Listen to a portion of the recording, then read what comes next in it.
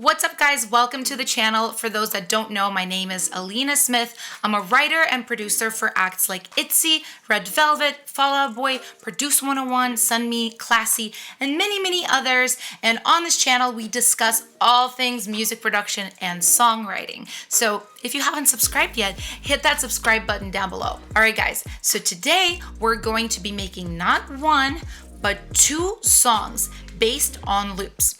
Now, this is a really great method to create tracks or write songs, especially if you're lacking inspiration. If you're like me and you're working on music every day for the last 17, 18 years, you're probably sometimes a little bit tapped out on ideas, which is why I love using loops to get started. So today I'm going to be using the Beatmaker Blueprint sample pack from Unison. It comes with over 9,000 samples. It's something like 13 gigabytes, really big, and it has a lot of really great stuff in it. I've taken a quick peek at these loops, and I think so many of them are amazing and really inspiring. So I'm super stoked. And without further ado, let's just jump straight into it.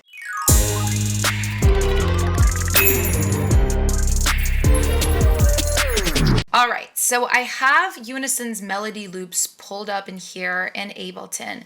And as you can see, they are organized by genre, which I find super helpful, because for me, for example, I don't make lo-fi, I don't make UK house drill, you know what I mean? Like, I want to find the things that I am interested, which in this context is pop. So that's the first place I looked.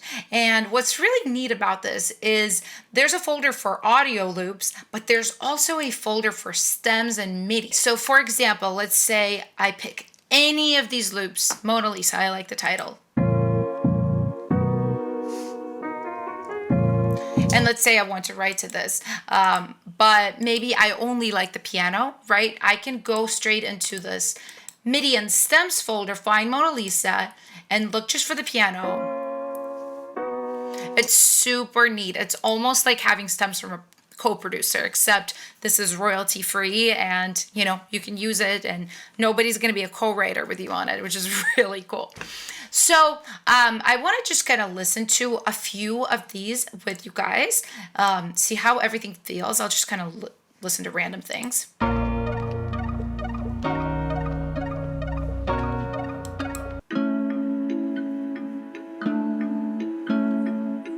This is cute. I like this one.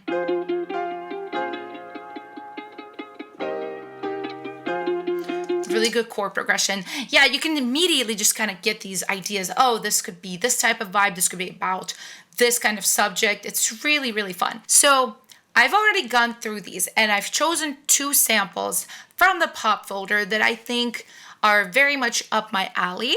And I'll show you guys how I've turned them into, starter songs. Let's call it that.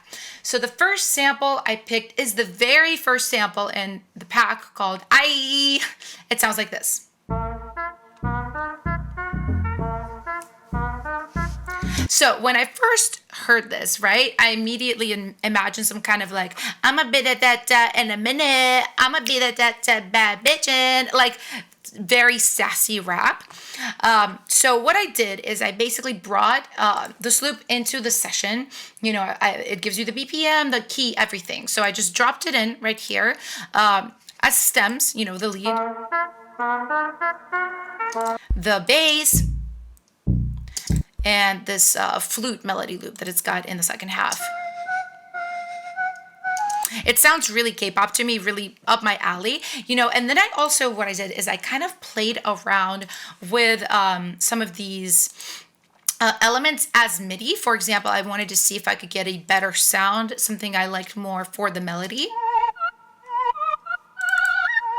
Like here, I'm literally using like a choir, sample for that, and then I tried another one here. It's in a different key, but you get the idea. So what I basically did with this song, I dragged all of this in, and then I started kind of wondering, I was like, okay, well, the verse will definitely be like a rap, something like that, but what about a chorus. Obviously, I work mostly in K-pop right now, so I was like, it probably can't be the same thing over and over. It has to be a different chord progression. So I went ahead and I found the right key of this, which was a little bit lower for me than the original, which is also great. You know, the fact that it includes MIDI, I just went and I found my key. But what ended up happening, which I think is really interesting, is when I started playing around with the chord progression a little bit in this new key, it turned major. So I'll play with the bass. This is what I started with.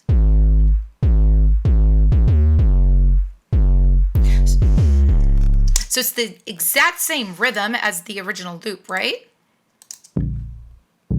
Bum, ba, ba, bum, bum, bum, ba, ba, bum.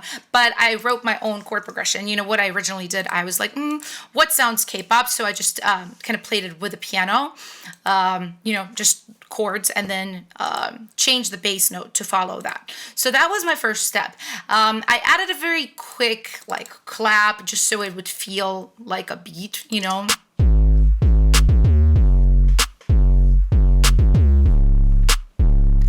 And funny enough, believe it or not, that was enough for me to write a top line on. So this is funny. So a lot of people know me as a producer, but I think I always find this really humorous because in my mind, I'm a songwriter first always and a singer first always.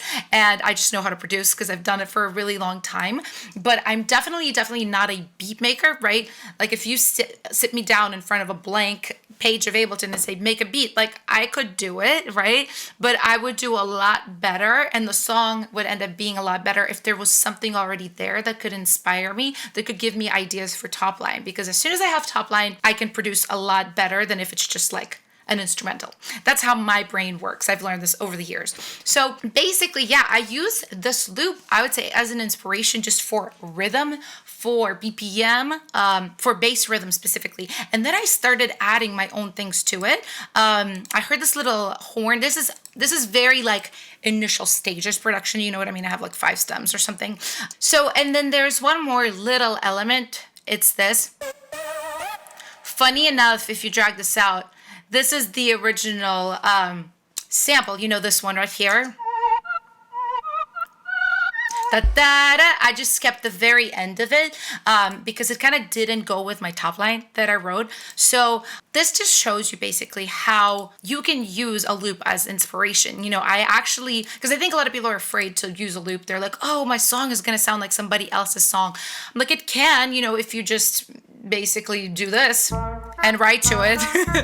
But in this case, it sounds nothing like it. And I'll play you now the top line and you'll hear it's very major key. It's like a totally different vibe. Got you saying, oh, could I had us up power? Oh, but you let it turn sour.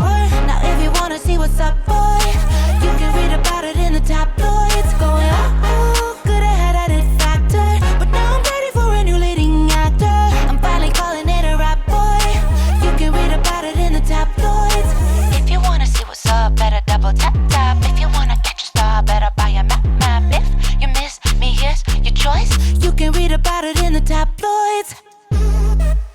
And then here's the funny thing too. Obviously, this is the chorus and the post-chorus. It's called tabloids. It's like, I'm a star and you screwed up, boy. Now you can read about me in the tabloids instead of seeing me.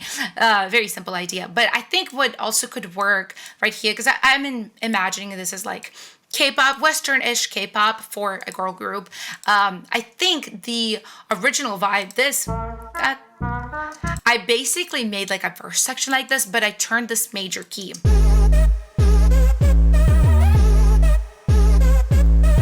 So we can still have, you know, a little bit of this rap right after the chorus, like the second verse could be a rap, something like that. But it has a totally different feel. But, you know, I use this as inspiration. So this is one way that you can use it. All right. And now I'm going to show you the second song I worked on. So I chose this loop right here.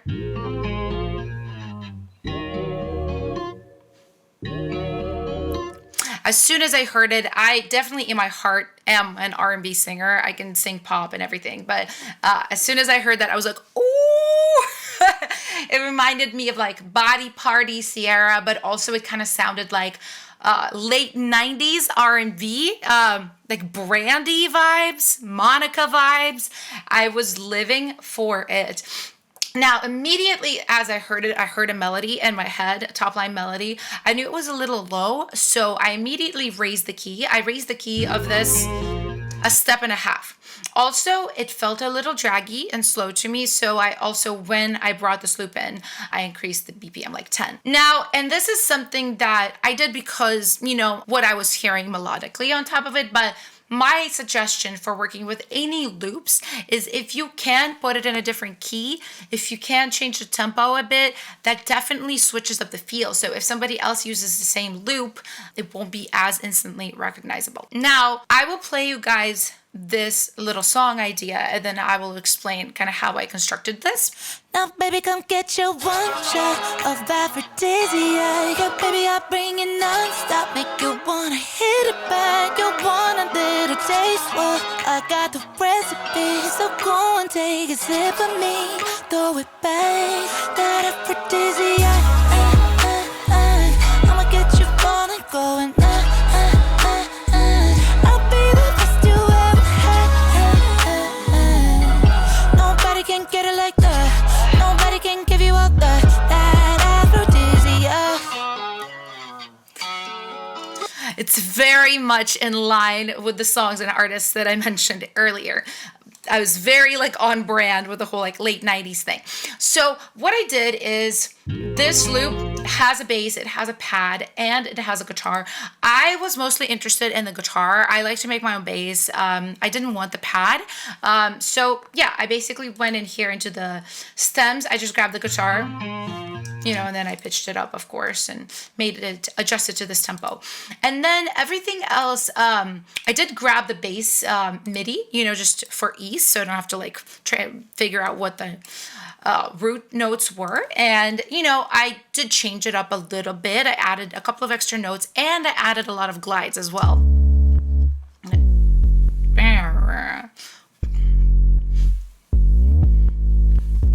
So yeah, that's another way, like working with a pack like this, you don't want to take it verbatim, you know, you want to do your thing to it. So even the guitar, I didn't kind of keep it as it was. My really simple bit of processing was to put a little vinyl on it, so it sounds more like that era, you know what I mean?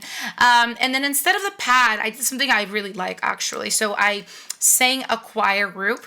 How many parts is this? 1, 2, 3, 4, 5, 6 parts of choir. Could even be bigger, but I think for like a little starter demo, it's good. And it's doing this.